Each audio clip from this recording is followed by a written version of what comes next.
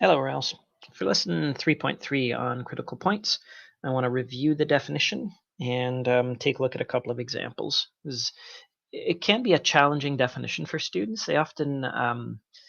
Some students are able to memorize the definition, but they forget about the sort of implications that the two conditions create. Or when asked to illustrate examples of critical points, students will only illustrate one type of critical point, demonstrating a lack of understanding on their part that it's a relatively large umbrella.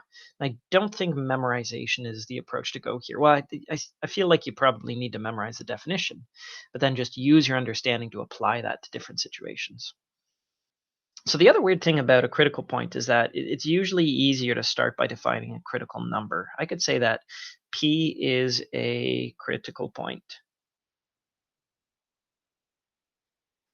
for the function f if, I don't know, let me assume that the input, um, let's say the x coordinate of P, is the first thing we need to make sure of is that to have a critical point, you have to have a point that is on the function. This is where the definition of the critical number that was given in class is sort of useful, because it defines a critical number first as being an element of the domain of the function. Here, I kind of need to specify or make sure that it's clear that the x coordinate of the point that I'm talking about is in the domain of f. And here we go with our conditions. Either, let's try explaining this in English instead of symbolically like we did in class.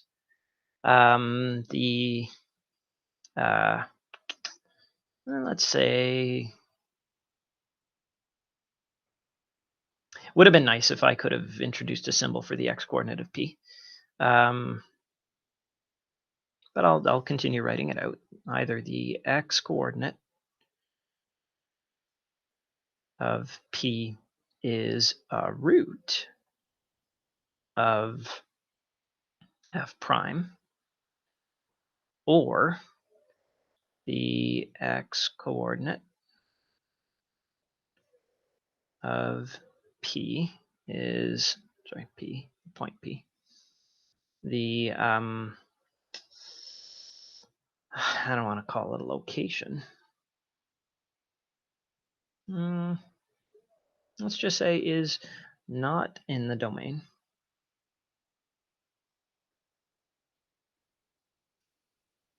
of f prime. And that covers what we said in class. What we said in class was that x equals a is a critical number if f prime of a is equal to 0 or f prime of a does not exist. I think I'd be really interested in seeing you explain this with words without using any sort of equal signs. So what does this mean for us? Well, there's a lot of different possibilities for critical points then. You should probably be illustrating sort of two of each one of these conditions. Two of where you could have a root. Well, the most popular one is probably the one that you saw first in your math history, which was the turning point. Okay, here's an example where let's label this a comma f of a. Notice that a is an element to the domain of f, and f prime of a is equal to 0. A first derivative test will tell you that your sign of your derivative changes here, and therefore you have a turning point.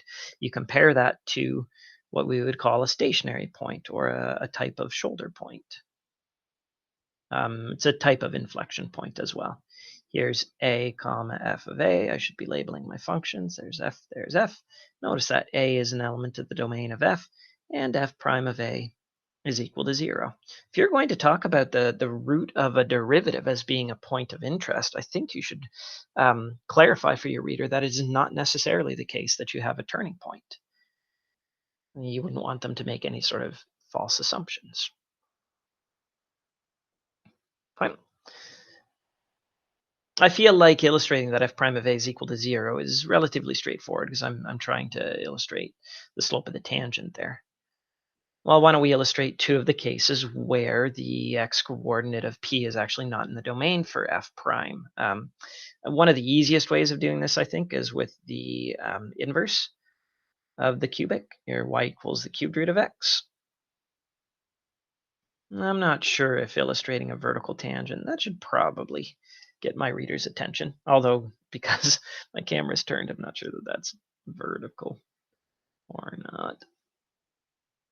I guess I could just turn my page until it's vertical. This is where maybe I might feel the need to sketch the derivative itself. Here's a comma f of a. Notice anytime I'm labeling f of a, it's necessary that a has to be an element to the domain of f, but let's make it clear as well.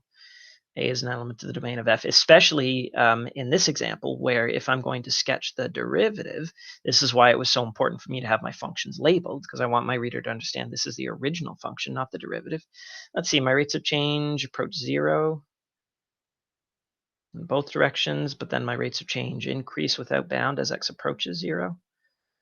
So when I draw this right here with a vertical asymptote of x equals 0, y equals 0, that doesn't really matter. Yeah, I'm going to label that. There's my derivative. So notice that a is not an element of, or sorry, I don't know that. That's x equals a, not x equals 0. A is not an element of the domain of f prime. But vertical tangent is one way that I could have another type of critical point. It satisfies the definition that was mentioned above. And the last way, let's just deal with, we don't have a lot of unsmooth curves, but one we should be familiar with is the absolute value function. Here's f. And let's say there is a comma f of a. Now, sometimes students will try to draw a tangent here and they think that it's horizontal. If you use the function, you won't be, you use a limit, you won't find convergence of your rate of change.